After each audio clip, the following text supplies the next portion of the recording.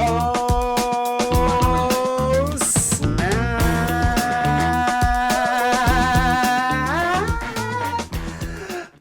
No one says "oh snap" anymore. No. I don't think that's a thing anymore. No. Great way to start a show. Yeah. Hey everyone, welcome to the newest episode of Talking Tongue. Hello. Hi, you beautiful people. Oh, wow. 100 people. Oh my god. 100 people today watching this show. That's insane. I've never had so many people watch this show. Look, it's man, crazy. you're taking the internet by storm. I'm making it. I truly am. Look at all that internet money. It's coming in. Nice, thank you. Oh, yeah, it's coming, and the fans are waiting outside too. Hello, everyone. Welcome to the newest episode of Talking Tongue. I'm your host, Tongue Law. Today, joined by Justin Godelie from Pull the Plug. Hello, I'm Justin. here. You're welcome. Justin's here. I didn't say thank you. Oh, right. No, they are. Yes, they are welcome. How are you doing? I'm good, man. I'm still riding high from so we will talk. We'll talk. But in general, I'm great. Great. Yeah. I'm happy. Talking Tongue, of course, is the live stream show where we stream straight to Facebook, talking about the biggest thing that's happened in pop culture in the month. Yes. You round up 3 big topics and kind of squish them into a sexy ball, and then Sexy ball. talk about said sex. This metaphor is Don't talk about sexy balls. we're talking about my sexy balls on Yes. today's episode. But yeah, it's been one hell of a month for sure. Yeah, it's been Yeah. incredible. We've had so much content and Yes. movies and stuff thrown at us. Let's say, to answer questions, of course, this is live, so we answer, live comments from Facebook. Friend of the show, Steve Bork, says, Tonlaw, was this the last Avengers? I don't follow this shit. Which is a great comment. Yeah. I will say, probably not. But this is the last of the Infinity Saga. Yeah. That said, let's talk about Avengers for a quick second.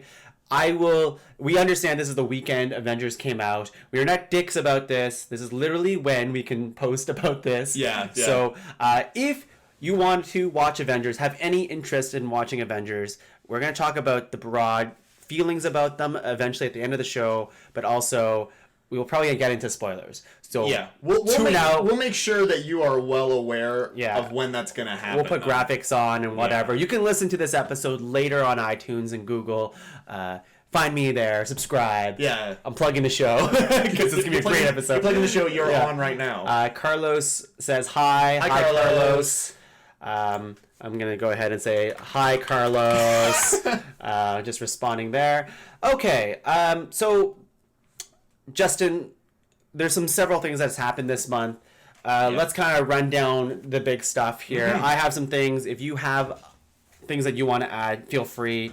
I'm taking a look at your list there, and it's a lot of stuff that I wanted to talk about. So Okay, first off, Joker trailer came out. Yeah. That looks dope. Yeah, I'm stoked for this. I am so willing to give them a shot again. Yeah, 100%. I feel like this might be a Suicide Squad trick where I was so impressed with that trailer and I'll be like, oh my god, Suicide Squad, and then it's a disappointment. I don't know. I think I have more faith in Joaquin Phoenix to pick out a good role and a good movie and a good script. Yeah. He rarely has a complete and utter miss. Yeah, Joaquin. He's moments away from an Oscar. I can feel it. Steve Bork says, thanks, Tongue. I appreciate your expertise. I know Steve.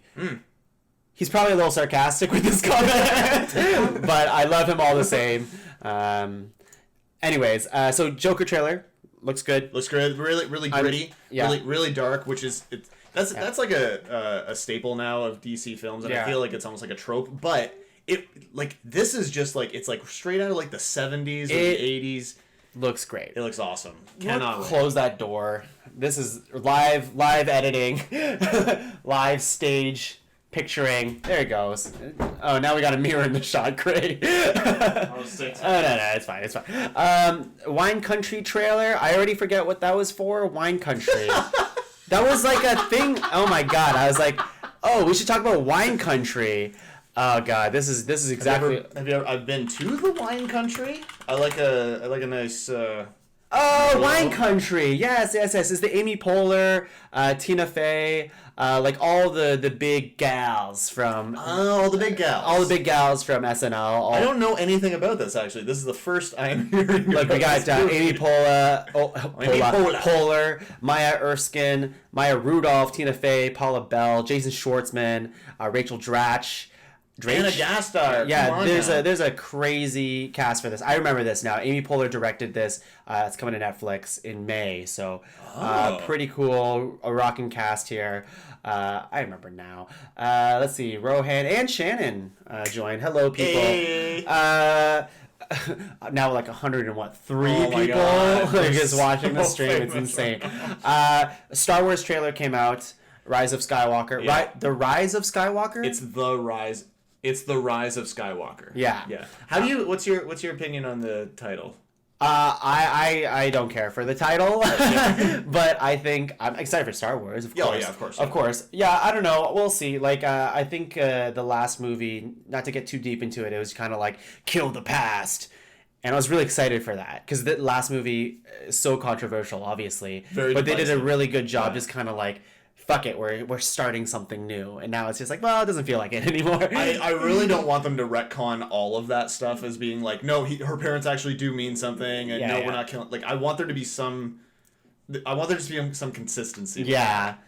But the trailer looks fine. I mean, it's a teaser, so you don't see too much. You can't get much. I love the visuals of like Poe and Finn like on that speeder thing. And they're like rushing through the desert. It looks very like intense and thematic and totally. And it is the end of the what they're calling the Skywalker saga. So we are gonna get some finality. So much finality this year. I mean, I'm gonna skip ahead. Game of Thrones is gonna end. Justin, do you bring a hard drive today? Nope. Okay. Well, Justin has never seen Game of Thrones, or he's seen one season, and I wouldn't bring a hard drive to him because that would mean that I'm pirating it, and I'm not gonna. I paid HBO for these copies. Oh, okay. Some of them look like they're cam-based, but that's because the executives used a camcorder to record it for me, of course. Right. Okay, cool. Disney Plus, they've announced a shit ton of shows and whatever. Yeah. I mean, of course, we're getting a crap ton of Marvel shows, and, what else are we getting? Like, The Mandalorian. We're getting The Mandalorian. Photos came out from Mandalorian. That's part of my notes here. They have said that they're pretty much opening up what they call the Disney Vault. So a lot of like the old stuff that hasn't been available out there is going to be coming to the streaming service, which is amazing. Christine, my friend Christine, lovely, lovely person. Hi, Tongue. I never tune into these shows, but I'm here. And I'm going to go ahead and say the comment you're trying to react to is deleted. I like all of your friends, by the way. Like, I can't even reply to her. All of your friends just talk shit about you, and it's great. I love it too. I love that I can't even like or comment to what she said. I wish you could pin that comment. Pin comment. Beautiful. I can. Amazing. Okay, well, that's great. I'm going to unpin and pin again. Oh, sick burn. You're here for Zachary Levi. And of course, we're going to talk to Shazam later. But, we'll get to that. A few more things. Guava Island, Donald Glover's show with Rihanna released. It's like an hour-long special there's some music. I would really want to check it out, of course, because I love Donald Glover's stuff. Yeah. But I heard kind of mixed things about it, honestly. I don't know much about this. I'm all for anything Donald Glover makes. Yeah. He's incredibly talented, and the man can do no wrong, in my opinion, but... We'll see. Your podcast site. Somebody's hacked it. PTP request that you give us the heads up before spoilers. And Okay, clearly, you guys aren't listening. We're going to be very clear when we're talking about spoilers, all right? Yes, we will be very clear. Yeah. And for Christine's sake, yes, we will talk about Shazam first, just for her. Oh, okay. Because the audience, 50 now They outside. They demand it. Thanos demands it. Pet Sematary is out. You know what? After Us, I feel like I'm in a more rejuvenated state to watch horror movies, and that's how I felt last month. And now I'm back to like, I don't need to see it. I love Us. See, I'm a tiny little baby boy. Yeah. So I can't do horror movies at all. Yeah. There's certain ones that do like catch my eye. Yeah. And I'm like, I could be into that, and then I just forget about them. Yeah. I'm not good. It's a give and take for me. Yeah. 21 Bridges, Chadwick Boseman. Yeah. Produced by the Russo brothers. Yes. Taylor Swift came out with a song yesterday, and I was saying to Laura, that I can't believe Taylor Swift is competing against Endgame, and she's like, I don't know how much overlaps between the two, and I'm like, shut up. So I don't know. I would say there's some overlap. I'd say there's some overlap. There's a lot of people out there. Look, no one is spending 3 hours of their day listening to. Well, maybe they are, but not to an entire new song. You're gonna enjoy the song, you're gonna go see the movie, and then on the drive home, you're gonna listen to the song on repeat. Yes, exactly. Right. Anyways, it's out. There's some Easter eggs there. Do you have like a clip of it? A clip of it? I can pull a picture of it later. Okay, great. Yeah, it's actually pretty catchy, as all her songs are. Yeah. If you don't think her songs are catchy, I don't care if you like them or not. They're catchy. They are. Catchy. It's pop. It's pop. I don't care for them, but they're catchy as hell. Yeah. Mortal Kombat 11 came out this month, talking about gaming. Very violent. Looks super cool. It looks fun. Days Gone came out, a zombie game for the PlayStation. Oh, yeah. It's supposed to be very bad, so don't buy it. And for those of you who've been following Pod Cavern Plays, we've been playing a little bit of Super Smash Brothers Ultimate with the new downloadable character Joker from Persona 5. Very exciting. This is interesting to me because I don't know anything about Persona. So when they said Joker's released, I was like, I don't see the overlap there because I'm thinking Batman Joker. Yeah, and it's crazy to me because that game isn't on the Switch.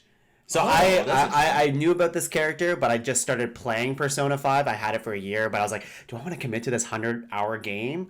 But the timing worked out. It's like, all right, I'm going to start playing this. I'm like 20 hours in. I feel like I just finished the tutorial. so lots of gameplay. There's lots of gameplay, of course.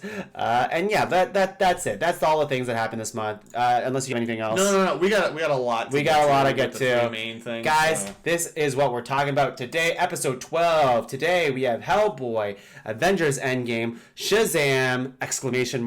That is not the order we're going to be doing it in. We're going to go Shazam!, Hellboy, Avengers. How's that sound? Yeah, that sounds good. And aesthetically on this picture that I've made here, this is a beautiful. This is photo. A wonderful. Yeah, I was because the way it was gonna line up was Hellboy would be in the middle, and I was like, I cannot have this movie represent. You've got some feelings. I have some feelings on Hellboy. I'm very excited. But let's get into Shazam. So let me just pull this up here. Shazam. A little bit of this, a little bit of that, and bam, we're back. Hi. And then, bam, here we go. Shazam, Zachary Levi looking hot. Boom! That's Iron Man. That looks like Iron Man. But I trust that it's not going to play Iron Man stuff. Great. This is great.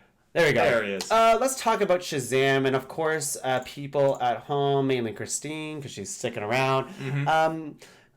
If you want to talk about Shazam, throw some questions at us. I mean, I know, Justin, it's funny enough, I invited you on this podcast because you swore to me that you would watch Shazam and Hellboy, but you didn't either of those things. Well, look, so first off with Hellboy, I was like, this looks kind of neat. And then I started hearing about it, and I was like, nah.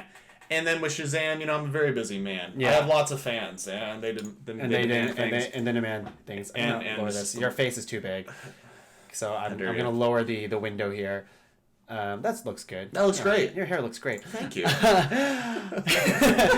right, let's talk a little about Shazam here. Yeah. Opening weekend, call me and I have shit to say about this movie. Just type it, because I don't know how to call you in from now. There's a lot of movies. Christine, you should have told me about this before. I would have called you in somehow. I would have made it work, but this is way too hard right now. Opening weekend, $53 million, and worldwide, $326 million. That's solid. That's no chump change. No, that's solid. $326 million right now. That's awesome. Mm-hmm. Last time I checked, it was 90% on Rotten Tomatoes, and it keeps gliding up and down from there. Like, mostly up, as far as I can tell. It is one of the highest rated DC movies ever. Probably compared to Wonder Woman. And Aquaman did very well too. I mean, I'm gonna get into some spoilers. I hope you don't mind. I don't. But spoilers for Shazam. But we're not gonna get there right now. I really just want to get into kind of like, the things around Shazam. Like, it's so cool to me that DC is now kind of focusing on these singular stories. They finally understand. Let's focus on these things. sure, Batman exists in this universe, and we see that. We see many of times when like Batman dolls are in like a toy store and Zachary Levi's just chucking Batman toys at the bad guy because it's funny.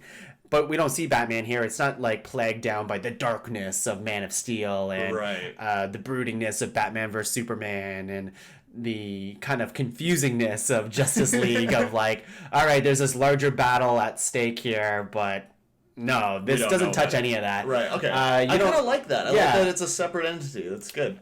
Christine, raise the budget. And then we have Isaac saying, Saludos de Chile. I think he's from Chile. Hello. From Chile. And this is the 7th installment in DC Comic franchise. It's 2 hours and 10 minutes. I wrote arguably the best DC movie. Wow. And, arguably. Yeah. I would say, for me, Wonder Woman might take the slight edge for me. I think there's a little bit more emotion going on in Wonder Woman, which I appreciate it. Mm-hmm. But in terms of pure enjoyment and what movie I would probably go back to sooner, it is probably Shazam. Shazam you had like more fun with. Shazam's more fun, but Wonder Woman I have more of like a wow, I appreciate some of these really cool things that Wonder Woman herself is. Like when I see Wonder Woman, I'm like, that is... Gal Gadot is Wonder Woman to me. Yeah. Zachary Levi is Shazam to me, but there is kind of a disconnect, which I'll talk about in a second.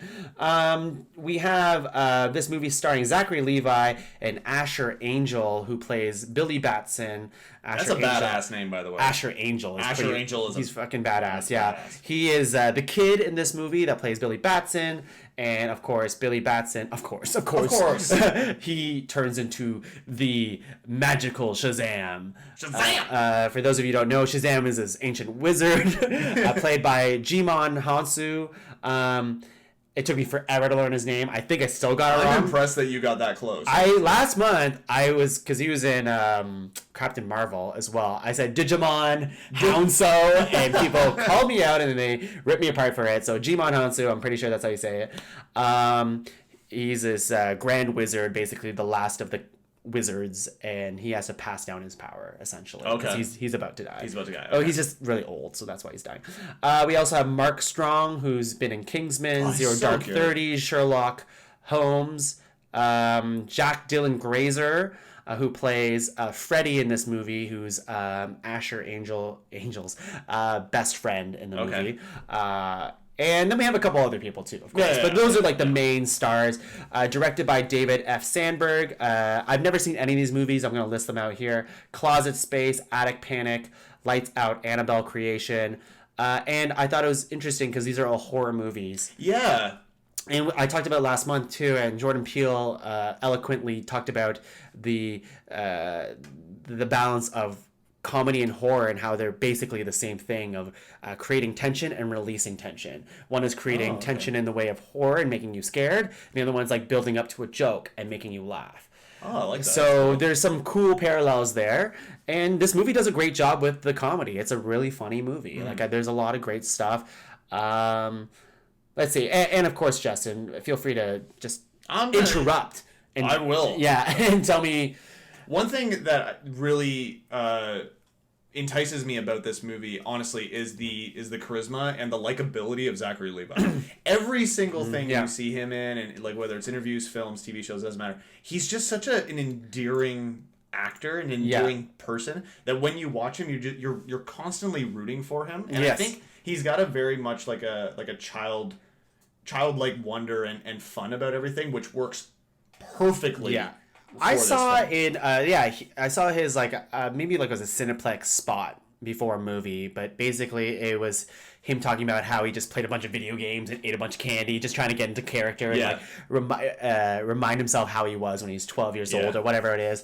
And yeah, let's get into it. So the story, basically, I think I kind of covered it already, but basically Shazam is passing down his power to a successor, which ends up being this kid, Billy.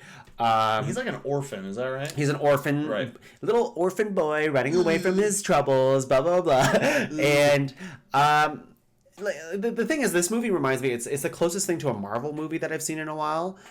in DC. In DC world, I've never seen that in DC. Right. So it's the closest to it. I won't say it's groundbreaking. Like, I don't think it's like the most amazing film I've ever seen. Right. But I think it's very fun and it's earnest. So that's to really me, wins a lot of points for me. And even again, having not seen it, but seeing the trailers, I get a lot of the same like kind of comedy feelings and comedy beats as a Marvel movie. And as far as like, you know, when the wizard's like, just say my name, and it's Shazam, and the kid's like, that's stupid. Yeah, like, yeah. It knows it's being silly. It knows it's a superhero movie, and I really enjoy that aspect of it. And if you're seeing this part here that we're playing kind of the trailers, the parts of like Zachary Levi learning his powers and be like, can you do super flight? Can you do electricity? Can you do like whatever? Can you teleport or whatever? That's all fun stuff. Yeah. Because his best friend in the movie knows a lot about superheroes. Well, yeah, he's like a massive fan of. Yeah. He's got like a Batman battering ring, and he's got like headlines from Superman or like a bullet, I guess, that was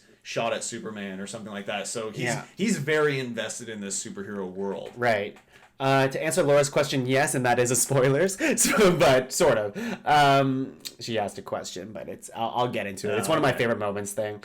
But basically, essentially, like the 7 sins in the movie are being contained by Shazam, and they want to get released, essentially. And Shazam's power is dwindling. That's why he has to pass it down to a child. Okay. And Shazam's been searching for years for a successor until he found Billy. So is this somebody who, like, he needs to be worthy, essentially? Like, I think he is, and then at one point, it's like he got too weak, and he just chose Billy, kind of thing. But Billy seemed good enough at, like, anyways. Okay. I think, so we have Shazam and Billy, and I think my main complaint about this movie is that Billy Asher Angel feels like a completely different kid than Zachary Levi. And that is a sentiment that I've heard a lot of people say, but I truly feel it. When I was watching this movie, I'm like, these two people don't feel like the same kid.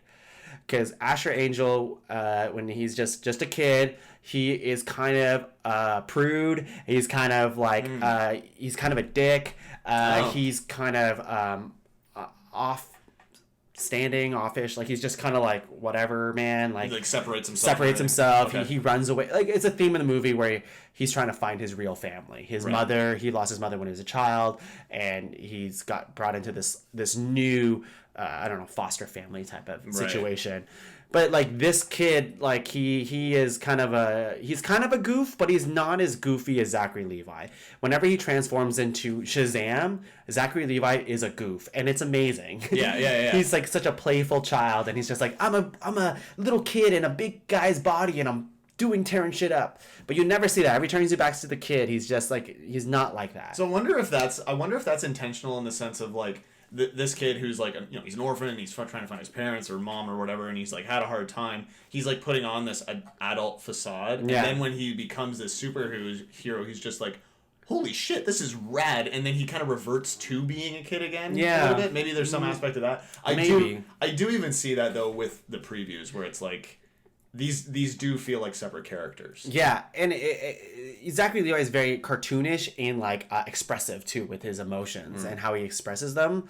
But like Asher Angel, his face is just a kid. Yeah, and it's fine. He's a good enough actor. It's just his best friend in this movie, Freddy, feels like Shazam more than the kid who plays Billy. Oh, okay. Because this guy, his best friend, or his like kind of foster brother, he's just so like into the superheroes. He's just like, yeah, let's do this. I love superheroes. I love cartoons. I love all this stuff. And the Billy is just kind of like, oh, cool, like whatever. I need to find my mom. I'm so sad. Okay. So he doesn't have that wonder, that he doesn't feel like a kid. He just feels like he just doesn't want to be there. Okay. That's interesting. Yeah, it's interesting. Let's see here. There's other kids in the movie who have an amazing part. I'll skip over this part because it's not as interesting. The bad guy is Mark Strong, who plays Thaddeus Savannah. I had to look that up because I didn't remember his last name. I knew it was Savannah. I didn't know it was Thaddeus. Thaddeus or Thaddeus. I said he's so-so. His whole thing is he feels that he deserves the power of Shazam because Shazam approached him when he was a kid, and basically he said, "You're not worthy." And then his entire adult life, he's been chasing the doorway to get to the what a thing to say. Yeah, you're not good enough. Yeah, he just bails. It's just funny because they do that a lot. Shazam the Wizard, there's a lot of like people who he went through and said, are you gonna be Shazam? Nah. You're gonna be Shazam? Nah. And he like makes these people have like PTSD about it. They're like, they're like, I don't know how to feel. This wizard used to, I don't know, he approached me, said I was not worthy. So I thought that was funny. Let's see here. I want to go to favorite moments of the movie, unless you have any questions to ask about this at all. No. And this is spoiler territory, of course. Let's see here. There is something in this movie called the Shazamily, which they don't call it that way. I looked it up. It's the Shazam family. So the Shazamily? Yeah, that's what they said. I'm not sure if that was like the website I went to. That's how they spelt it. I've never actually read the Shazam comics, so I don't know. Yeah. I've seen Shazam in comics as like a part of the Justice League and like Injustice and stuff like that. But yeah, I don't know. So basically, the whole thing is there's a council of 7 wizards. And only Shazam's left over. Okay. But basically, Shazam has the power of all of them in a way because he holds the staff. There's like this special staff. And in the movie, his foster family gets together in the final standoff and they hold the staff. He's like, say my name. And they all yell Shazam and they all become big. Oh, rad. So it's a really rad part. And of course, that's a spoiler, but it's a rad part in the movie. I really enjoyed that.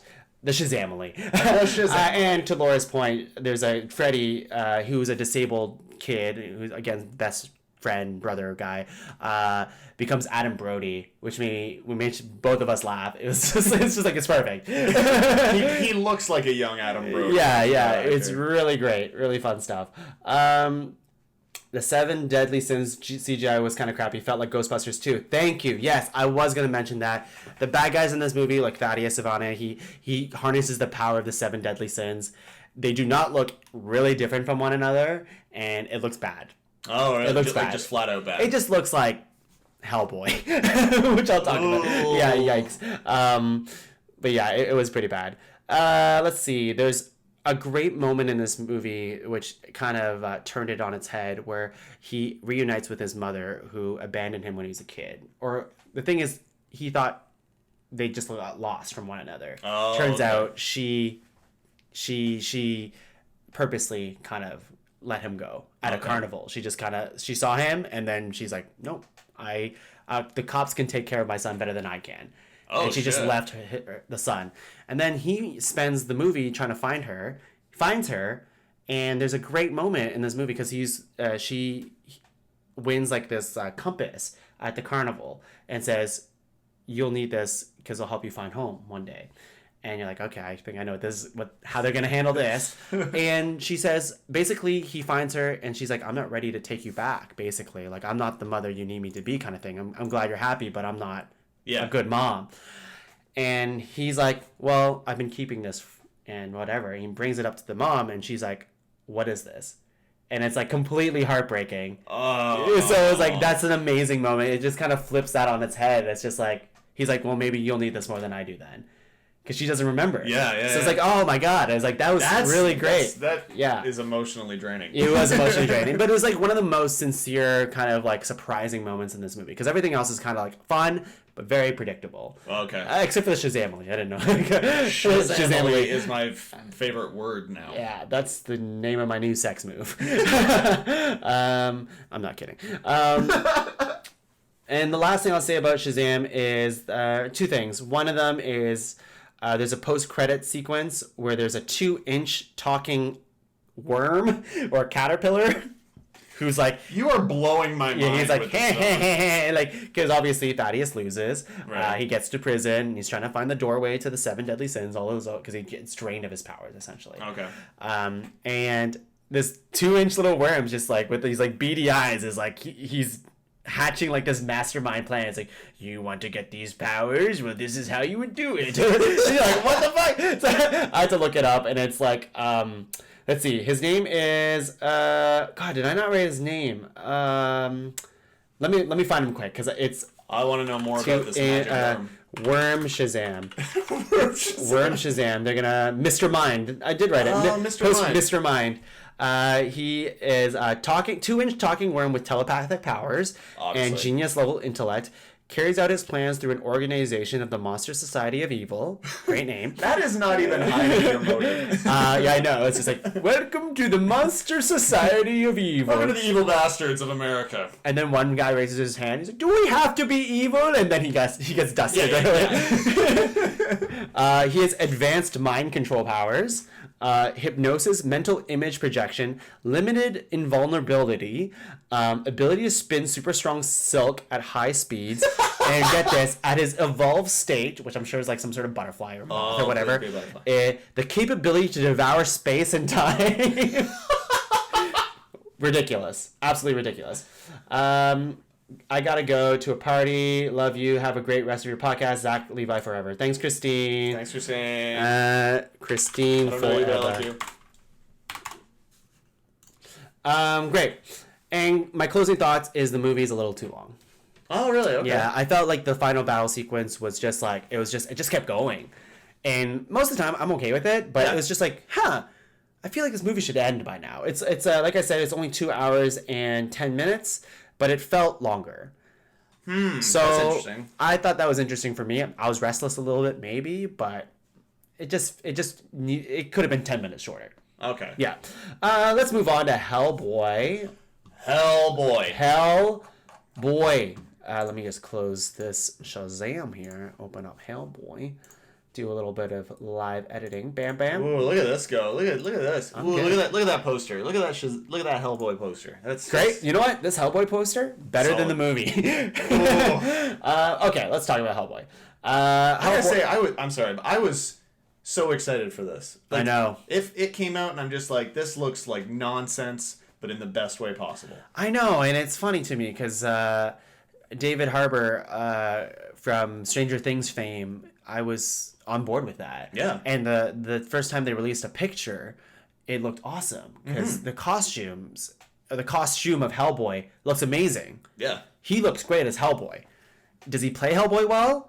I don't know. Like, this is a weird thing for me because I actually never saw the first Hellboy or second Hellboy. Really? Yeah, so I don't have anything to compare it to. But I was hoping in a way, I was like, well, this obviously has to be the better one. They've had years since the other one to perfect it.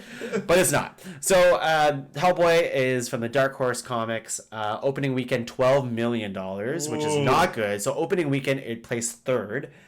That's not what you want from a summer blockbuster. Yes. Worldwide, 21 million. From the first and second... So wait. Is that good? 21 million is... Okay, let's go back here. Shazam, 326 million worldwide. So not that good. Not good at all. Cool. There is, I know it's like $1 million. It sounds like a lot, but it's not. It's not for movies. Let's see. What else? Worldwide, $21 million. That is $21 million. Unheard of. Yep. For a movie of this budget. 14% on Rotten Tomatoes. Sometimes 13, sometimes 10. Okay. Sometimes 18. Like, it's kind of all over the place. Interesting how that varies. But it's not really loved by anybody. I think, like, even, like, I don't know. Like, again, I'm not a huge Hellboy fan. I was willing to give it a shot. It's kind of, it would be my cup of tea if I was just complete death metal violence and gore and just kind of, like, I don't know, fun. But the movie, it wasn't fun enough for me. Okay. And I'll get more into that in a second. It's a reboot of the franchise from 2004 and 2008 where Ron Perlman played him. Yeah. I really enjoyed that. I did see those. Yeah, and apparently it was really They're great. really good. Directed by Neil Marshall, that did The Descent 1 and 2, Tales of Halloween, Dark Signal, and Doomsday. I haven't seen any of these ones. I heard Descent is great. Okay. Have you seen any of these? I have no idea. I've never even heard of Neil Marshall. Okay. Starring David Harbour, Mila Jovovich, Ian McShane, Sasha Lane, Daniel Day Kim, which I remember there was a huge controversy with Daniel Day Kim. Not about him specifically, about there was a casting choice and then someone ducked out of that role because they weren't the right... Like, it was a race thing, mostly. Oh. So Daniel Day Kim stepped in. I'm pretty sure this is how the story goes. I'm pretty sure it's for this movie. And it didn't matter. This movie's bad. So I guess I cannot spoil this movie for you because I legitimately cannot tell you what happened in this movie. It is so mind-boggling how they made a movie like this. It is insane to me. There is no origin. There's almost a way that it's like maybe they expect you to know Hellboy since you might have seen the other ones, but there's no like launching this isn't pad related to them. No, it's not. Yeah. But there's no launching pad of being like, this is Hellboy, this is who he is, this is his motivation as a character, and this is why he's kind of working for this other company, I guess, or his dad's kind of assassin group. I don't even know. Secret organization. So do they hunt like beasts and that's what it feels like. That's what it feels like. Okay. I'm sure that's what it is in the first movie, but like the way they set it up in this movie, I'm just like, wait, what? I don't understand, because they open the movie with Mila Jovovich, who is the bad guy in this movie, and here you go. You can see who is it? Her head's split by King Arthur. Oh. And that's the beginning of the movie, and then you just see Hellboy kind of fight in a wrestling ring, and it kind of is fun at the beginning of the movie. And I'll spoil the very beginning of the movie, where it's a kind of a fun kind of thing where his friend is in a wrestling ring, becomes like this demon, and they're fighting, and it's kind of jokey fun, but the fighting is like good enough. Okay. And then Hellboy kind of plants his friend at the edge of the ring, like where the post is, and kind of impales his friend. Jesus. Which I thought was a funny moment, because there was like a lot of fun before that, and then it suddenly switches, and this is when I knew this movie was like, this movie is probably not what I think it's going to be, because his friend's just like, I'm dying, and he's giving this really heartfelt speech at the very beginning of the movie, where you're like, wait, the speech should be at the end of a movie, because they shift tones, and it's like, you should care about this character dying. Yeah. But I don't know who this character is. What the hell? I don't know who this character is. He's like, he might be like, saying like bad omens are coming. He's like, the end of days are coming, and you see Hellboy being like, oh my god, like being really serious about it, and I'm like, what happened? You were just you were laughing, like you were I was like kind of like having a little bit of fun, and then I'm just like, wait, everything got really serious all of a sudden, and it just too jarring. That's weird. And this movie's all about that, just so jarring all over the place, going from like self-referential humor, making fun of itself, and then going really hard in being like, I don't think you guys get the joke of what's happening here. Like, it's bad. Let's see here. I wrote. I'm even watching like these clips that are kind of being shown here, and it looks like I'm watching 3 different movies. So this is the thing. I wrote story fusing many plots into one. That doesn't make much sense. I would say it was like 6 movies in one. Wow. There is a clear scene where it's just like, I imagine if I stabbed you and I said, we gotta find the cure, and then right away you get this whole adventure probably already happened in that span. But I'm ready. I'm in the cave of this ancient wizard who's going to somehow heal you. Tell me another plot device point for a MacGuffin that is introduced way late in the movie, and then this wizard dude turns into dust, and it's super confusing. I know what you're talking about. It is so hard for me to explain. At times it's laughably bad. And I knew that coming in, because that's kind of what I wanted. I wanted it to be like, oh man, if this is really bad, like, then I'll laugh and have a good time. Sometimes it happened. Most of the time it didn't. It's just annoyingly bad. It's annoyingly bad. Oh, that's a shame. I was shocked, because one of our friends, Dan Forrester, really liked this movie, or I wouldn't say really liked it, but he enjoyed it a lot. He enjoyed it.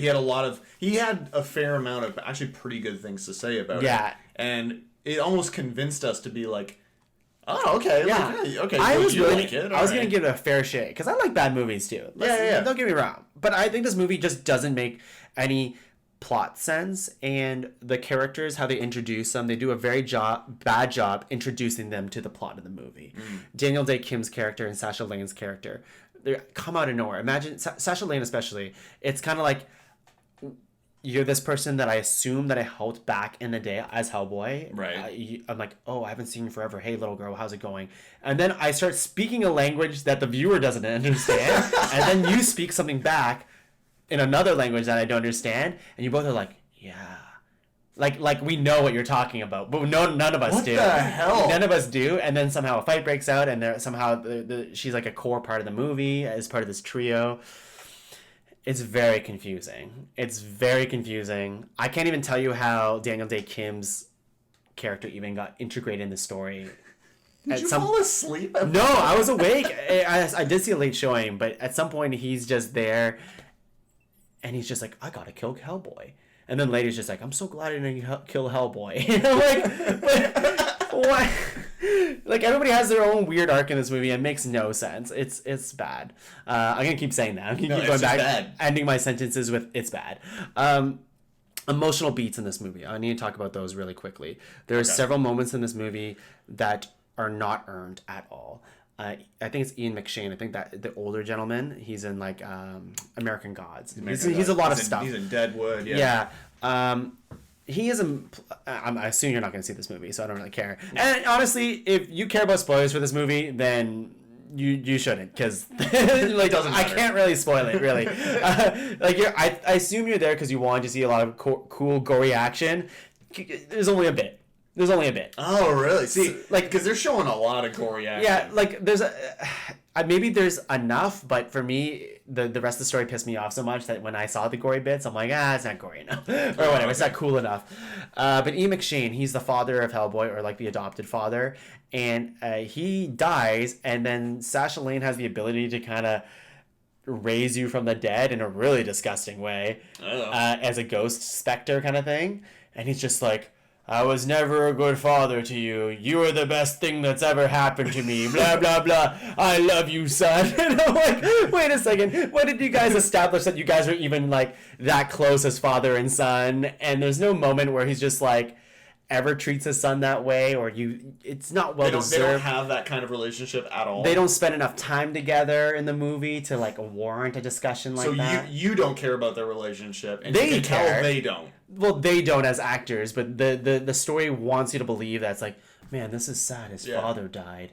Aren't you sad too? Be sad. And I'm like, no, I don't know what's happening. Let's see. The runtime is 2 hours. I said the tone's all over the place. Yeah, I already said all these things. Favorite moments? Yeah, there's a couple moments of gore, like I said. Here's the thing. His friend turns into a cheetah, who got bit by a were-cheetah at some point. A were-cheetah. His clothes, you might have seen that, rips off, turning into a cheetah. At the end of that sequence, he goes and puts the same shirt back on. And it's completely clean. It's like you bought it off the rack or something like that. Just poor lack of detail. Yeah, it's just bad. This part where he gets his super Excalibur, cool-ass fire Hellboy shit. Full horns. He gets it, doesn't do shit. Doesn't do shit. He has a vision that he'll kill a bunch of people, doesn't do shit with it. Good. I think he might swing the sword once or something. That's what you want. Yeah. That's the payoff you're looking for. Exactly. And yeah. That's it. Incredibly, I feel deflated. Yeah, I'm sorry. No. Like, it sounds like there's zero redeeming things about this film. Truly, I don't hate a lot of things. I kind of hate this movie. It's almost astonishingly bad. And like I said, it's a wonder how they made this movie in the first place. Yeah. In which case, I give it some sort of credit. Like last month, I saw Dumbo, which was okay. It was kind of boring and sometimes enjoyable. This movie is just really bad, but in some ways, it's more interesting because it's that bad. I really want to hear like a tell-all in like 2 years about everything that went, because I heard there was like conflict between David Harbour and the director, and then like David Harbour and Ian McShane would like kind of ad-lib scenes, and the director's like, what the hell's going on here? But then they kept that in the movie, like weird background stuff that just clearly fucked with this movie. Man, that's so weird. I think David Harbour, it might be like him got a bad script or something like that. Definitely that. Yeah. But I don't know. I just felt like maybe he was just doing the best he can with the script, but he wasn't like, didn't feel much like anything to me. He didn't care about it. I wasn't like, oh, at least David Harbour was good. I was just like, man, this is a bad movie. Like it's just like. But his costume looked great. It looks good. His costume looked great. The style looks kind of fun. it seems very stylized and hokey and stuff. Yeah. Is that no? Kind of. I don't know. It's a CGI mess kind of thing, and whatever. Anyways, that's Hellboy for you. Let's close this up. And get out of here. Get out of here, Hellboy. Let's just check in here. All right. Oh my god. Oh my god. 500 people watching the stream. 500. Guys, oh my god. I wish I would have showered. Let's get into this here. Hi, Laura. Laura just came back from the gym. Actually, today's podcast brought to you by Laura's Tasty Snacks. Baked goods. Baked goodies. What are these? The raspberry tarts, I assume. You're not in the shot. You're not in the shot. Maybe you are in the shot. Oh, yeah, you are. Hi. Okay, bye. Very good. Can you close the door? Thank you. Love you. Oh, it's so good. Oh, my God. Oh, I love eating on a podcast. This is why those 500 people have tuned in. Let's start a podcast where we just eat. But no commentary. No. Tell them what we're eating. But not ASMR, too. Like, we're not close enough to the mic. just far away from the mic. People are like, what the fuck is this? Why are they doing this? I like that idea. That's good. All right. Here we go. The moment we've been waiting for. The moment you've been waiting for. Again, do not freaking watch the rest of this episode. Maybe come back later. Yeah. When the graphics aren't up. But we are talking about... The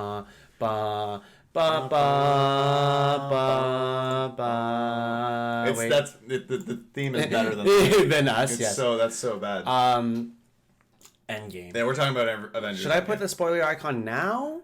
No, I don't. No. I don't think. I think we should give like initial reactions. But let me run down some stats. Yeah. No spoilers. No spoilers. No spoilers yet. Don't worry. We just talked about 21 million with Hellboy. Yeah.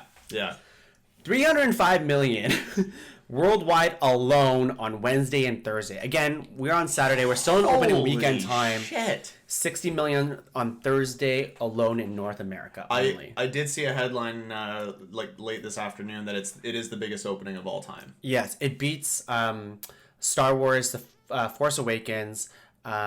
Star Wars Force Awakens got 57 million out of the gate opening weekend. Of course, one of the biggest things of all time. Yeah. A franchise that was dead for a very long time and was brought back. Yeah.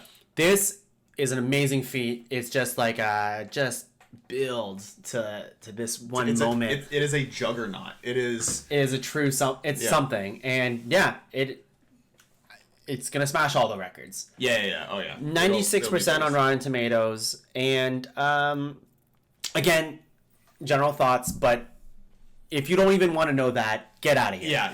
If you don't even want to hear people's thoughts, we love you.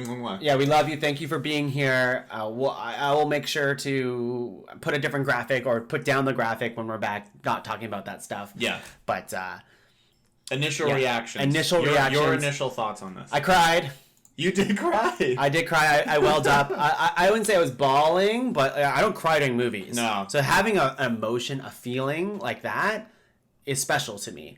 And there's a moment that happens, which I'll talk about later. Yeah. But I remember towards the end of the movie, something happens, and I was looking at this, and I was like, oh my God, this is it. Yeah. This is... No matter what happens from here on out, this is the end of the Infinity Saga. I know Steve asked a question, Steve Bork, at the beginning of this episode, is this the last Avengers film? Probably not, but probably with this cast. With this cast, yes. This is it. Which is special to me. Yeah. The 22 movies in the franchise, 22, 23, I think it's 22. 22. Including Endgame? Is that 22? That's 22, yeah. And 11 years of history. That's fucking nuts, man. Incredible. It's fucking nuts. So when I was watching this, I'm like, my God, like I spent the last 11 years becoming a nerd, basically, allowing yourself to be viewed as a nerd. I kind of tried to explain this poorly to you this morning, but it was just like one of those special things after to me. We woke up. Yeah, kind of like I've always been a nerd, but I've never was like proud of it in a way. Like I was always playing video games and stuff like that. Yeah. I kind of read comics here and there, but I was never like, oh man, if you like comics, you're kind of a fucking nerd. Like, you're kind of shunned in a way. So I was never like vocal about it. And then Iron Man and stuff started coming out, and like of course the Dark Knight series and Spider-Man, X-Men. They kind of informed how these movies eventually became. And it's so cool we live in this like world of nerd culture where it's accepted and celebrated, and this is like the peak of this, I think. It is the culmination of that build up for exactly. And now we have 20 years. Like children, I have nephews who know who these superheroes are. And back when I was a kid, like I said, we weren't allowed to talk about them in some ways. Like it's so awesome. I love that. So in that way, Marvel fucking MCU has been a huge success. Sure. Yeah. Obviously. Yeah, of course. I loved this movie. Like, yes. To word, like right now, again, it might be rose-colored glasses, and I'm well aware that that's the possibility because I saw it like less than 72 hours ago. Yes. However, I don't think I felt like that coming out of a movie maybe ever. Yeah. And if I have, it's maybe like the second time it's happened. Like when you leave this film, if you've kind of invested yourself in these movies for, what would we say, 21, 22 films, it is, you feel this incredible fulfillment. Yeah. And joy that you've been actually along for this ride and you've seen this story play out. Yes. It's interesting too, and I think we actually touched on this morning, is you won't get that if you haven't seen the majority of these films. You probably don't have to see them all, but the majority of them. Yeah. You won't have that same feeling. That's exactly it. And I was talking to some other people about this too, and some people talk to me, they're like, I'm gonna go see this movie. I haven't seen I'll say them, like Civil War, Thor Ragnarok, Captain Marvel, Guardians, Ant-Man's, and I'm like, holy shit, like I don't even, like that doesn't even like register in my brain because I'm like, it hurts me when people say that. But also when there's like a refusal to watch them too, it's like, I don't want to watch it, but I'll watch this. And I'm like, I've been telling people, I've been preempting them and saying like, I'm not spoiler, but truly to get the most out of this movie, you would have to have watched them all. Yeah. And to get the most out of this movie, you have to be a fan of it. Because then you'll be understanding Easter eggs and all this fan service that they put in this movie. This movie is fan service. There's a lot of fan service, and excuse me, we'll get into it probably in a little bit. But a few people have complained about that, where there's almost a little too much fan service to it. Now, I agree with you. Fuck that, because I've invested so much time and effort and money into. That's a reward, man. That is a reward for my investment, right? Yeah. Like that's a return I'm getting. Yeah. So I don't have a problem with that. I get some people's opinions on it, but I don't agree with that. I think it's perfect what we've been given from this. Exactly. And like again, rose-colored glasses and stuff. I will say right now, after watching Age of Ultron for the first time, I remember coming out being like, that's the best movie I've ever seen. In retrospect, definitely not. No. But it's fun. This movie, I'm already like on the ship of like, this might be the best movie I've ever seen. And it's only because I've seen all these other ones. Because you don't get to Endgame without all this other shit. No, there's no way you would feel that way if you hadn't seen all of those other films. If you haven't invested the time into it, and that's okay. Yeah. But if you haven't invested the time into it, you're not going to enjoy this movie to that level. Exactly. So like, are you going to enjoy this movie by watching all the Avengers films and some of the other ones? Probably. It's a really well made movie. Yes. Are you going to get the most out of it? Probably not. And there are, and I'm sure we could come up with it at some point, like certain films throughout the MCU where it's like it's required viewing to get what's going on in this film. Yeah. And you'll be okay with it. But you don't, if you haven't watched them all and you don't really care, you haven't been a massive fan, you don't have that emotional connection to it. That's right. And that's what really drives this film, which we'll talk more about when we talk about spoilers, is this emotional attachment you have to all of these characters and all of the events that have preceded the event of this film. Yeah. If you haven't invested in that, you're just not getting something out of it. And that's fine. And for the people who, I really don't like though. there's some people. Not about the movie. My gears. Not about the movie, but about like people outside the movie who are like, are they going to make another Avengers film? Like, in a way that's really condescending, in a way. Yeah, and it's just like, are they going to make another comic book film? Of course they can make another comic book film. It's like one of the biggest moneymakers ever. Yeah. But people enjoy these films. They're not like cranking them out, being like doing a half-assed job of these movies. No. They're like well-made movies, all with different styles and takes on genres. And, they're putting in more. And like character development. And there's a clear like line between these movies and DC movies, and from the outside looking in, that might not be a thing. Like people might lump them together. Someone the other day was just like, is Wonder Woman going to be in Avengers? And that was a genuine question. Yeah. And I was like, try not to laugh because dumb. But also, it's like... But again, if you haven't put in the effort or thought in it, that's not really dumb. I know, exactly. To us. Exactly. But it's more like comic book movies are, they're going to be a thing forever. Yes. For a long time. For a very long time. The bubble hasn't crashed yet. It might after this. I think they will see a drop off after this because people have invested. This is the end of this saga, the Infinity Saga as they call it, and I do think you will have some drop off. We are at an end of an era, for sure, and it's sad.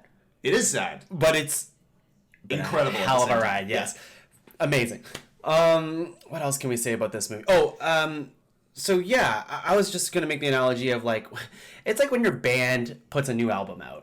You're never sad when a band puts another album out. Or not even that. It's when someone makes another song in a genre that you like.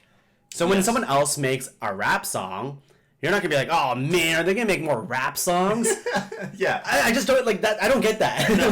That makes no sense to me. It's like, are they going to make another superhero film? I'm like, yeah, probably. Yeah. Like, but you don't enjoy it and it makes money. Are they going to make another horror film? Yes. Yeah. Heist film? Yes. Like, it's like, it's anything. Yeah.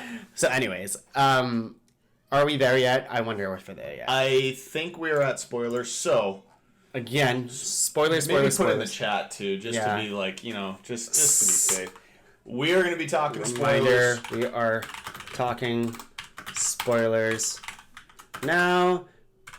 GTF? No. Don't GTFO if you don't want to, but you're going to get this movie real spoiled.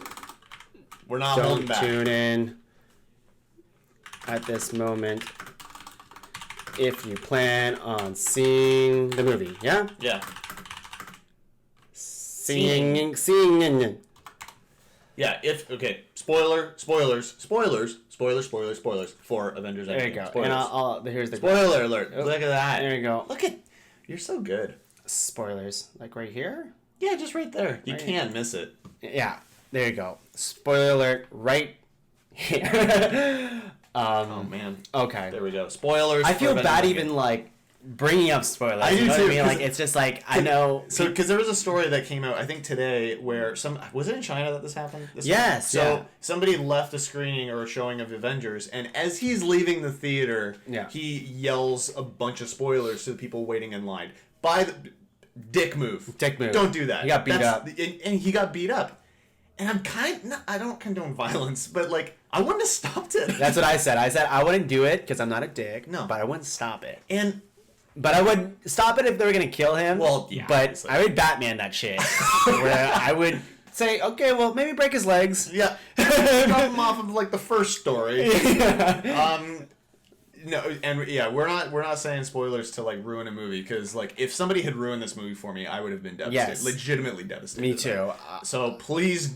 Sorry if we ruined this for you, but the scariest thing. We were going to the movie and we're having lunch together and we're all joking like, what if we get in a car accident or whatever? One of our friends got in a car accident. It was very minor, but they got out great. They're fine. Yeah. No major damage, nothing. And then Laura's driving us, and I was just completely scared because people on the roads were being complete assholes. Yeah, it was weird. And I was just like, my God, if I die, I'm gonna miss Endgame. That's all I'm thinking about. I just like that would be so pissed. I have like a baby coming in 2 months, and the first my thought was just like, if I get in a car accident, I'm not gonna see Endgame. This is so sad. What the hell is wrong with me? I know it's a problem. That's a problem. I got a problem. I understand. That's a problem. Anyways, so. Not really. Again, we're getting into it. Yeah, okay, spoilers really for Endgame. For Endgame coming now. The way that this movie starts to me is exactly how I wanted it to start. Yeah. With Hawkeye. Oh yeah. I wanted that so bad. As soon as that started, my heart started beating. Yeah, I know. Because I knew what we were getting. And as soon as you see the family get dusted, of course they're getting dusted. We all know it was going to happen, but it was so heartbreaking seeing that dust. Yeah. Was his daughter named Kate? Yes. So it's Kate Bishop. It's Kate Bishop. It is Kate Bishop. That's awesome. I believe, yeah. That's awesome. Who becomes the next Hawkeye, by the way. And then you see, shortly after the next scene, you see the world, like, dealing with this. Yeah. Right? I love that part of the movie is that a large part of the movie. In fact, I would say all of it is literally dealing with this. This is not just a throwaway thing that happened in the last movie. This is the movie. People are affected by this. This is two movies that really, they initially were one movie. Exactly. Right? Like, it is one through storyline. Yeah. But before we get to that, there is a scene that totally threw me. Yes. And that's when Thanos dies. And it's because they go find him because they're trying to reverse very quickly. And as that's happening, I'm like, this is happening very soon in this film. And it's not grandiose. There's no like major mega mission to get to him. It's just like we found him. They find him. He's a farmer, like in the comics. Yeah. And they stop him. He's at peace. He really is. And he's just like, I destroyed the stones. They're too dangerous. I literally just want to do this one thing. I'm done. And then he's like, do what you gotta do, basically. And then cut off his hand, cut off his head. And that's it. And everyone in the theater is, I could hear the audible shock of like, what? Yeah. What the hell's going on? And people who've been kind of following this, you kind of have an idea of maybe what they're going to do to kind of have this plan for this film. But even that early on, it was a shock. A great one, but it was a shock. And I had to put this together because the end scene for Captain Marvel, you see her, the scene never happens in the movie. Right, yeah. Where it's just like, where's Fury? Where they have the pager. They don't even see the pager in this movie. It's just, where's Fury? And that's it. Yeah. They don't show that. And then I was like, why didn't they show that? And then I had to put it together in my head. It's just like, oh, that happened. You assume the rest. And that's how Captain Marvel found Tony and Nebula in space. And that's why when she brings them down to Earth, it's not a surprise of being like, who are you? It's, we know who you are because this happened. Who cares? Exactly. Yeah, and that's, I guess, and this is a minor complaint on the movie, but if I had to choose anything, it's Captain Marvel is such a small part of this movie. She's a very small part. And she almost doesn't matter in a lot of ways, and she also doesn't feel like part of the team. She doesn't feel like part of the team. I feel like that's intentional to be like, this is a send-off for these original 6 or whatever. Yeah, and makes sense. And great. But it does feel like she kind of gets a little shortchanged in the film. She doesn't get a lot to do. Right, and it was her first time like filming. She as Captain Marvel, she right? filmed this before filming Captain Marvel. Yeah. So it was interesting to me for her, but like, obviously the rest of the movie is like fucking. And she's great. She's great. She's good in the movie. Yeah. She's just not important as much as I thought. Because someone came into me and like, do I need to watch Captain Marvel? And I say, surprisingly, probably not. Yeah, probably not. Because all you gotta know is that she's Superman. she's mega powerful. She's out there, and that's what you need to know. Yeah, and you watch the end credit scene from it. Yeah, is really what you need. They bring back a lot of Tony's how he felt in Age of Ultron, and they bring back his analogy of a suit of armor around the world. Yeah. He's really defeated. And his relationship with Cap is so amazing. You forget that they didn't see each other in the last movie. Yeah. Yeah. They both fought Thanos, but Tony's the one who's just like, no, I fucked this up. And Cap's also like, well, I fucked this up. Like, we all fucked this up. Yeah. And it's that's actually a really heartbreaking moment as well to see their interaction. And it's not this wonderful, like, oh my God, man, like now that we're together, we got to fix this. Whatever. It's really heartbreaking when Tony's like, we're still not good. Yeah, we're fucked. We're fucked. I don't want to see you guys anymore. This is it. And then eventually, like, we fast forward 5 years later, and it's such a slow transition. It's like 5 years later, and you're like, what? Like, oh my God. When I saw that, I'm like, wait, what? And that's where you see the world dealing with this. You know, like, there's still, like, abandoned homes everywhere, and there's still abandoned cars and boats and stuff. Nobody has got over this. No, they're holding support groups, which we've seen in some trailers, and the Avengers are still doing stuff, and they're out there, but it's sort of, yeah. Like, everything feels very like stagnant, and we don't know what to do right now. Yeah, for 5 years, and that really hits you. Just like no one has moved on from this. Exactly, which is good. And you got like the War Council, like the Avenger Council, where you have what's her name? Okoye. Yeah. Denai. I don't know how to say it. Guerrera. Captain Marvel, Rocket, Nebula, and Rhodey. And they're all kind of doing their own thing. The movie only starts to shift when we see Ant-Man return. Because the true hero of this film was a squirrel. No, it was a rat. It was a rat, yeah. Who brings Ant-Man back. Brings Ant-Man back. He Amazing. steps in on a button in that friggin' van, and things just go. And we don't need to do the entire movie, No, of course not. But like, we can talk about favorite moments and stuff like that. But it's Ant-Man who's the most important part, which I think is really awesome. Yes, because he's, and that's why when people are like, "Should I see Ant-Man and the Wasp?" It's like, yeah, you absolutely that's the one should. you need to see you now. Absolutely should. Yes, there's a lot of that. Let's. What were some of your favorite characters like? Yeah, let's talk about some. We can maybe run down some really quick character stuff here. Yeah. We'll save like the big three till the end or something. Yeah. But we can start with like, say, Hawkeye, Ronan. Love seeing him back. Yeah, he's great. He's back.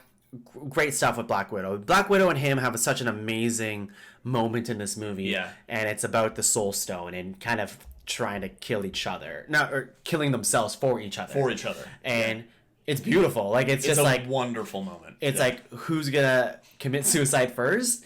And but then, like, they both want to do it because they want the other one to live. Yeah. It's so good. It's so incredibly well done. It's heartbreaking because you know the relationship that these two have, and you've seen that throughout these films. And it makes it that much more impactful. And Clint doesn't feel like he deserves to live anymore because he's killed a lot of people at this point. Yeah. Like, literally killed people. Yeah. Bad people, but still people. He's kind of a monster. He's kind of a monster right now. Which you get to see a little bit of that. Like, you get to see him kick a lot of ass with his sword. Not a lot of bow action in this movie. But not a lot of bow action. But still, he gets to do his stuff. He's still likable as a character, and I like that. I think that was smart to not just show him as this brutal killing machine, because you wouldn't really care for him then. Yeah, exactly. What else do we got here? I liked... Yeah, him and Black Widow, of course. Black Widow goes. Yeah. And that was sad. That was sad. I watched that and I had the same Gamora moment where I'm like, that's not real. It's real. It's real. It's 100% She's real. died. Yeah, she's dead. She's dead. Hulk. So this is one where when they first showed Hulk, so in this movie we get Professor Hulk. Yeah. We get Hulk, but he's got intelligence of Banner. Yeah. For about 5 to 10 minutes, I wasn't sold at all. Really? For about 5 to 10 minutes, I was like, I don't like this. Because I really like Mark Ruffalo. And I love what he does with Bruce Banner. And I was like, this is neat, but I'm not a fan of this. But as the movie goes on, I really started to enjoy it, and it's a fun dynamic, and you get obviously the both at the same time. Yeah. Attributes, and he's crazy funny in this film. Oh, he's so good. Him and Thor are just hilarious. Yeah. They're both, well, especially Thor. Thor is just he's a full-on comedy character now. Yeah. So super powerful, obviously, but they do such good things with Thor. He's such a sad character. He's a very sad character, and you kind of forget when you're watching Infinity War, because we watched Infinity War before going to see Endgame because we're like that. All of what happens in like Ragnarok and Infinity War for him happens within a matter of days. It's pretty quick. It is an intense few days that Thor goes through, and you really see the ramifications of that. I think I saw a complaint about Thor and him being just kind of like joke and stuff, but like people, and he's always playing like, oh, I'm really strong, and now I'm just really sad because I didn't. Yeah. But it's like, this guy, he feels responsible, literally the one responsible for everything, because he could have killed it. Yes. He could have ended it. He is the one where you sense the most feeling of failure on their part. Yeah, exactly. Like Tony and Steve, you see that as well. But in Thor, you see like, I didn't cut his head off. Like I didn't do it. And he really carries that guilt with him, and it shows. Yeah. Because he's an alcoholic now. Yeah, oh my god, his dad bod, and getting to see like Korg and Meek all over again. Yeah. It was so fun. Speaking of that, the cameos in this are fucking nuts. Yeah. Just quick rundown here. I have Tilda Swinton as Ancient One. Yeah. Great. Of course, if you're listening to this, you've seen the movie. I hope you haven't listened this far in the podcast. Yeah, if you're listening this far and then you're like, oh, well, cameos. Tilda Swinton is the Ancient One. Robert Redford as Alexander Pierce, Haley Atwell as Peggy Carter, John Slattery as Howard Stark. We have Red Skull, him again. Of course, we have like Tom Hiddleston. We have Tessa Thompson's Valkyrie. Yeah. A bunch of people. Yeah. an incredible amount of care and detail. We have Michael Douglas as Hank Pym, like a young Hank Pym for like 2 seconds. Yeah, he's not in it a lot, but it just adds to this world so much more. Yeah, and I'm like, I can't believe they're doing this because the whole time heist thing is so well done. Yeah, it's so fun, and that's the thing is, I think if you haven't seen some of these movies where the time heist takes place, you're gonna be kind of lost and don't care. Maybe and not care because we have like Frigga, like which is Thor's mom. Who has had probably the more talking lines in this movie than any other movie. Oh, yeah. And it's such a great moment. That's a beautiful moment, yeah. Yeah. Especially when, at the end of that moment, Thor holds out his hand for the hammer. And he's just like, I'm still worthy. And I'm like, oh. Yeah. You are, man. Like, oh, yeah. It's a beautiful moment, yeah. Yeah. You're right, though. If you haven't seen some of these films, you don't have that emotional impact. Nor do you have the tension that those moments build. Because it's, as you just kind of find out in the movie, like, a lot of this is like kind of one and done. They got one shot at this, and if they fuck it up, it's done. Like they can't do it again. And you really start to feel that in some of those scenes when they're kind of going back and stuff. Yeah. You're like, don't screw this up. Yeah. They do a really good job at building that tension. I love that. And we also have like the little kid from Iron Man 3, which most people didn't. I didn't pick up on that right away. I caught it like on the drive home. I was like. Oh, it must be that kid. It must be because he was by himself and he looked kind of weird. I'm like, yeah, it's that kid, and it was that kid. Yeah. The Ant-Man helmet. That's really cool. Hank Pym's lab. That was cool. What other? We have Stan Lee's final cameo. Yes, that's right. Let's talk about Thanos. Yeah. Thanos to me is such an interesting character, and even though he. Like it's one of those things that they do so well in this movie where like they give a lot of characters a second shot. Yeah. Gamora, for example, comes back, but she's different. Yeah. Because it's her past self that is trying to find good in herself in this moment, you see right? the start of being good again, and that's amazing. You see Nebula being all evil again, and you see I don't know who else do we have here. Oh, Thanos. Yeah, right. You see Thanos. So Thanos seems a little bit more like bloodthirsty in this. It's great because he gets to see the result of what he achieved in one reality. He's like, no, I'm going full evil now. I'm gonna wreck everything. He's like, I'm actually gonna enjoy this. Yeah, like that was not the plan, but I literally saw what happened. So fuck you guys. I'm gonna kill you guys and anybody else who remembers, and then I'll start my universe. And then I'll start it again.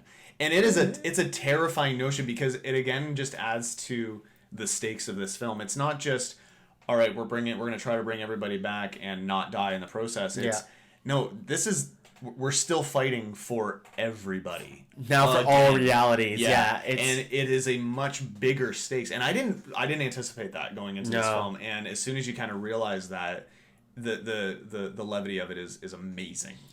Yeah. Yeah. God, this movie's so good. Oh, so good. Let's see. Who else can we talk about? Let's talk about, of course, let's talk about a little bit more Thor, Iron Man, and Cap, because they are the main crux. They're the three, yeah. Of course, Hulk has his own moments in the movie, which are really great. They're fun and very important. Before we do get to the three, you're right. Everyone does get their few moments to really shine, and it's awesome. Does. Everybody does. It's awesome. Yeah, so good. So Thor, I think at the very end of the movie, it's so cool to see him kind of, once again, kind of be free and say, you know what, he becomes the unworthy Thor in a lot of ways. Some ways, like, I haven't actually read that, like, comic line, but he's like, you know what, fuck it, I'm going to go join the Guardians of the Galaxy and kind of find myself, which I think is amazing. It's great, and that opens up so much for him to show up in the future. Yeah, right. Like he's not done. He could do a cameo. He could do another full movie. Like it's awesome. It's great. It's great that he doesn't want to give it up yet. Yeah. But at the same time, it's like, it just the possibilities in Guardians 3 now are gonna be so fun. It's gonna be a good time. Yeah. So I really like Thor stuff and how that came to a close. Of course, the main two are Cap and Iron Man. Yeah. They're the heart and soul of this movie. I'm really glad that we get a lot of interaction between the two in this movie. Yeah. You see that relationship build back up again. Yeah. I really missed Captain America in Infinity War. Yeah. So I'm really glad that he gets Yeah, a lot of action and play. I would say they used him the right amount in Infinity War and a perfect amount in like. It suited Infinity War certainly, but I love that character so much. Yeah, that I wanted more. And I love that people love Cap because he's obviously the best. He's obviously the best. He's obviously the best. He's the greatest dude ever. And I mean, of course, we've been talking about this for a while, but the hammer. The hammer. That is the hammer. That is such like a well rewarded like if you watch like. It's like, of course. It's a pure comic book moment. Where it's just like, of course he's getting it. We all knew it was going to happen, but not really. When the shot you see the hammer on the ground, I'm like, oh, that's going to happen. Like, I had it in my head, I'm like, oh my god, this is totally going to happen. And then you see it get lifted, you're like, oh, that's his hand. For sure. And then he has it, and you're like, ah! And then, and then I was having such a nerdgasm that entire time. Yeah. And then, like, Thor's just like, I knew it! And you're like, we did too! And he's using the shield and the hammer just like... That was one of the best things I've ever seen in my life. Like, I know. Like, just seeing that whole fight choreograph, like... Throw the shield, throw the hammer at the shield, boom, vibration. Just bam, bam, bam, toss, lightning. Toss. Just so fucking cool. Incredible. We're not making any sense. I know. It's so great. Well, if you've seen the movie, then you know. If you haven't, then like, what the fuck? What are you doing here? My god, yeah. That whole sequence was amazing. The ending. The last 45 minutes, half hour is... Yeah. It's so cool. Golden. It's like, incredible. The line on your left, that was when things shifted, when the whole team gets together. You see this giant splash page almost from the comic books, just like side versus side. And that was amazing, like visual. But before that, an even better visual was Cap, broken shield, because Thanos fucked it up real hard. Destroyed it. And Cap looks at the army. He's like, oh, fuck. Straps it really tight. He's like, I'm going to fight. Because that's what Cap does. That's what Cap does. Looks to the distance, and it's just Captain America and a whole fucking army. It's not like Thanos and a bunch of dudes. It is Cap, busted-ass shield, thousands of people. Yeah. And it's this beautiful silhouette of Cap, and he's going to stand. I want that. That needs to be wall. A print. And I need that on my wall. It is the perfect personification of what Captain America is. It's standing up for the good. Everyone. And it's standing up against shit. Yeah. And it's perfection. And then as soon as you're just like, this is it. This is where we see him go down. That's right. This is it. And I love how Thanos is so strong even without the stones. Yeah. He's so strong with that. Yeah, he's not just powerful because of the stones. He is. Think about it, like Thor, well, Fat Thor, but he fights with Stormbreaker and Mjolnir, and he still can't win. He still can't do it. Yeah. Cap and Iron Man fight at the exact same time. He's just still wrecking them. And he's like doing it with relative ease. Yeah. Like it's not an it's a pretty easy thing for Thanos to take out those three. Yeah, insane. And again, on your left comment, we might as well just bring it up. As soon as you think that Cap is like, this is it, this is when he's done, you hear on the left. Yeah. Or on your left. And everyone that was dusted comes back. Starts showing up. And this is the moment in the movie where I started tearing up. Yeah. And I'm like, this is beautiful. It's the greatest thing I've ever seen in my life. Yeah. And the Avengers theme starts playing, and you got fucking everyone coming in, like all the Black Panther characters. Spider-Man comes back, Strange comes back, Valkyrie comes in with Pegasus, Guardians come back. What else we have? Pepper comes back in the rescue suit, and she's not really rescuing. She's fucking shit up. She's destroyed. Really cool stuff where you see Hope come back. Yes. When you see Wasp come back, it's so cool. Like I love that stuff. This is like amazing, and some people like girl power or whatever. But I love the shot of like all the females lining up to fight. Yes. I love that. Some people, I don't understand the comments. So some people are like, "There's no way in this big war that they all be together at the same time. It makes no sense." I'm like, "Shut up!" You would never watching. Like, who cares? Yeah. Because I'm like, okay, listen, that's fine. Let them have that because it's great. I love that. But also, you got the three manliest dudes ever fighting Thanos on the side. Yeah. So who cares? Everybody everyone gets their moment. Yeah. So shut up and go be a dick. Yeah, exactly. To see them all like get lined up and like be together. I remember like that's like honestly the second most like moment I had in that film. Yes. Like, look at this fucking group of people. It's incredible. Crazy. A-Force. A-Force. It's A-Force. Yeah. Oh my god. And then so there's a precedent for these stupid people Yeah. that think females fighting in the superhero teams make no sense. A-Force, bitches. That's right. But not bitches because it's rude. We love yeah. And then Cap says the line. Cap says, "As soon as we see everybody." Avengers assemble, yes. And he finally says, and it's so... It's so not good. a big bombastic thing. Yeah. And it's perfection. And of course we talk about just telling you the movie. You're telling me the movie, and we've looped this video a million times so much already. Let's quickly go through Iron Man stuff and a few things, and then let's wrap it up here. Sure. And of course, I guess we don't need to say too much about Iron Man because he is the heart of this saga. Yeah. He is everything. Robert Downey Jr. deserves some sort of reward for all of this. I hope he continues in some form or fashion. Not that he's alive, but I would be fine with a hologram or him being an AI. Yeah, something. Or something. I want his presence still felt in these films in some way. It's so incredible. And him, learning to be a father finally. Yeah. Like someone who's been so narcissistic and a playboy and he had Selfish. no growth and selfish has settled down because he knows family is important. Even when he's just like, okay, I cannot afford to lose this. If we manage to do this, I need to keep my family. Yeah. Amazing. Yeah. That's his priority now. Yeah, exactly. It's wonderful. It's so great. And him snapping his fingers was one of the most... When he says, I am Iron Man, I'm like, holy shit, I am just bawling on the inside because I'm like, this is amazing. Yeah. It's a moment oh god, he snaps it and okay, this is it. But it feels so worthwhile. Yeah. It is his reward to know he's fought for this long and he's tried so many things. He's wanted to make everyone safe. Yeah. It comes back to the shield around Earth and he is successful at that. Yeah. He makes everyone safe. It's the perfect ending to his story. As sad as it is. It's so sad. And I love how Peter's so important to him too. Yeah. And they really do a good job with that, like throughout the last couple of movies, because it's first like you don't understand that relationship a little bit. Yeah. But it's like, oh no, he really cares for this kid. He feels responsible for this kid. So when they reunite, it's also beautiful. It's beautiful. It's just so sad. I'm just crying on the inside, but almost on the outside. We're very manly boys. And of course, when he snaps his finger and when he bites the dust, and Pepper is... When she cries, I was like feeling it too. It's just like, you can finally rest. Everybody's safe. And it's just like, holy shit.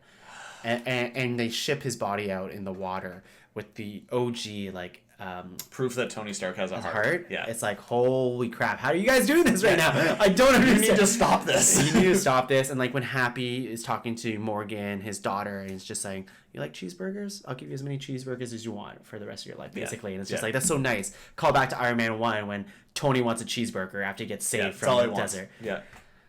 It's a beautiful moment. And an amazing attention to detail in this movie. Insane. Yeah, and those little, like that moment there, that is a callback. That's a fan service thing that is so important to me. Like that is a perfect cap to the story. It is this you've been along for this journey. You know all of these things. Yeah. Let's reward you for that. Yeah. And exactly. It's lovely. And they do so with, say, Captain America giving away the shield. Yes. Cap, and it's so beautiful in Avengers Age of Ultron, which turns out to be a lot more important movie than you think it is, because they had the right themes going in that movie, but maybe not the right pacing. But it was like one of these things where, Cap has his own demons, and he just feels stuck almost in this world where he's just fighting a war forever, and that's kind of his life. Yeah. And Tony alludes to being like, well, what are you afraid of? And like, what are you afraid of? Like, it's just more like Cap always wanted to just be with Peggy. Yeah. He just wanted that he wanted that life. Yeah. And he never got that. And when he had the chance to do it, it's like such a perfect cap to his like end of his story too, right? He's like, he gets to rest now.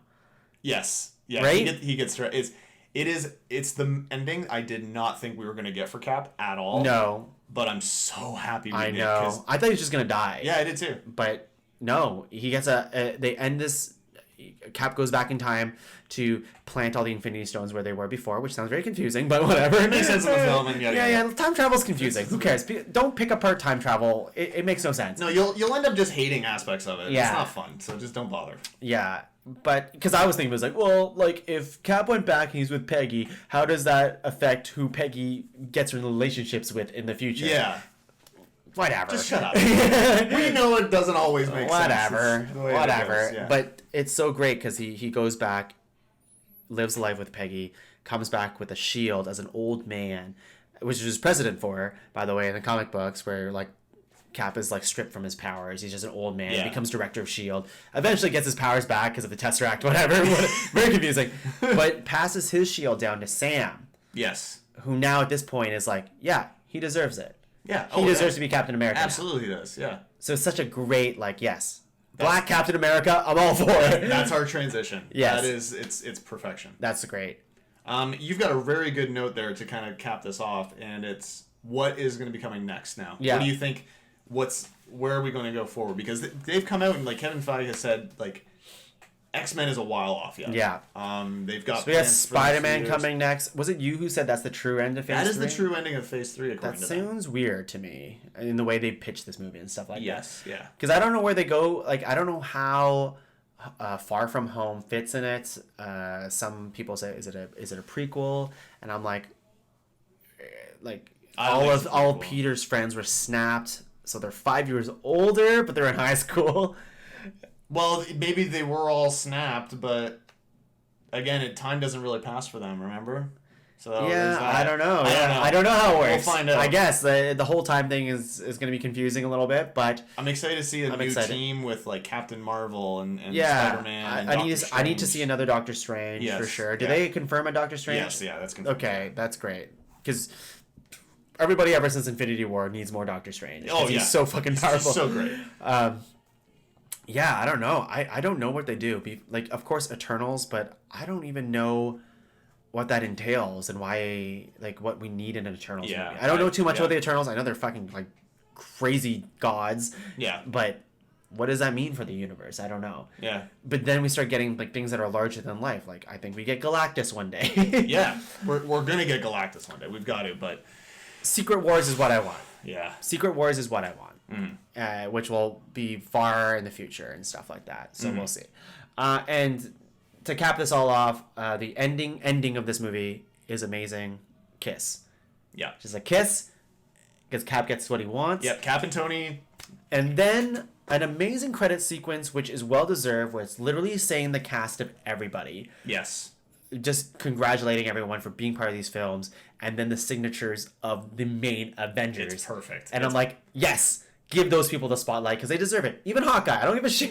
Yeah, like, he does. Hawkeye gets the butt end of a lot of like jokes, and sometimes he deserves it. But honestly, he's not bad. No, of course no, he's not bad. He's not bad. He's just less impressive than the others. Yeah. But who cares? Yeah, amazing. That's the end of the Avengers. So so you liked it, or I hated it. I would rather see Hellboy. Wow, No, that is sad. Sauce. This is done. Oh my God, I'm sorry, James. Wow, we've missed people. Love the journey from the Clinton Age of Ultron to this film. Sorry, James, I'm just tuning this in now. It looked like they finally figured out what Thor could be as a character in Ragnarok. Did you guys get a standing O for Spider-Man? No, but that's awesome. Spider-Man's amazing. Cool. I saw some footage where people were applauding while they were doing the signature credits sort of thing. Yeah. That was cool. Yeah, James said flipping off the toxic fanboys. I'm so sorry we ignored this part. James just like we were so sucked into talking about this movie. It also changes a lot of the scenes with Peggy early in the films because she's never terribly specific about her husband. Yes. Cosmic Cube, Young Avengers baby. Wasn't Ant-Man the end of Phase 2? Ant-Man the Wasp is what I'm talking about. That's still Phase 3. Yes. Yes, it is.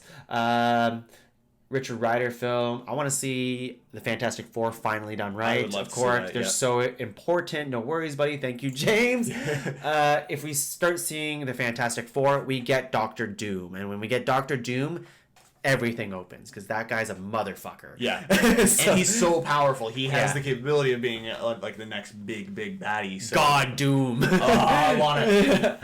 All right. That's it for Avengers. Thank you for tuning in. We're not done yet. I made a Vader is Luke's father joke. I'm glad you did this because I was literally silencing people on the way out of the theater. You know what's funny, James? Laura was jokingly talking about spoilers outside the theater, and I legitimately was angry at her for even like pretending to joke about spoilers. Yeah, I'm like, don't do that. No, don't do that. Don't do it. Because she met a friend from work, and then her friend from work was like, "Oh, that's a good idea." And then her friend from work was starting talking about it. And it's like, no. She's like, you know what I did like though? This. I'm like, no, I wouldn't do that. I would only do it on a podcast where some people watch it. Yeah. Where like 175 people are watching it. I like a Doom film before FF. Nah. Actually, I kind of dig that idea, James. We'll see. That's cool. We'll see. We haven't seen a villain film yet. Like I think that's a great. I think that's a great idea, though. We love you, James. We love you. Me more. Okay. Wow, this is a long podcast. Let's. It always is. It always goes. I don't cut this podcast. This is one podcast I don't cut. No, why would you? Why do you cut gold?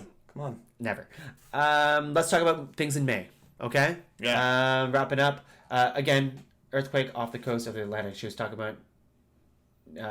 Oh, really? You think so? Oh, that is a great call. Oh, Eric Cherapy. That is awesome. You think so? Namor. Namor. Yeah, that's it. Ooh, that's Namor movie. Like, yeah, Namor's a dick though. But yes, he's important. Yes, I understand. But yeah, that's cool. I didn't put that together. I didn't see anybody talk about that. That's cool. You guys are smart. You guys should do your own podcast. Yeah. They should Latveria, be yes, not me. yes. Where Dr. Doom's from. Yes. Latveria. All right. Things in May. I like that. I wrote Tolkien.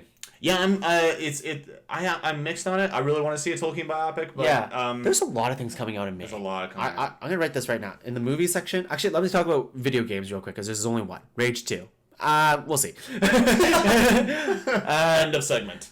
Tolkien, Long Shot, which is Seth Rogen and Charlize Theron's rom-com. Rom-com thing. Detective Pikachu, ladies and gentlemen. Yes. It's fucking coming. I cannot wait. It's gonna happen. Namor, he seems really stuck up all the time. Maybe he's like the new Tony Stark.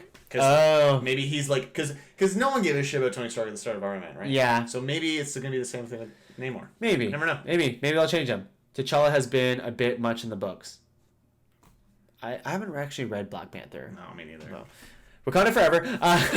A Dog's Journey, which I just thought it'd be funny to put this here. It's that trailer that literally tells you the whole plot. Oh yeah, the whole movie. Yeah. Whole plot. Oh my god, that dog saved my life.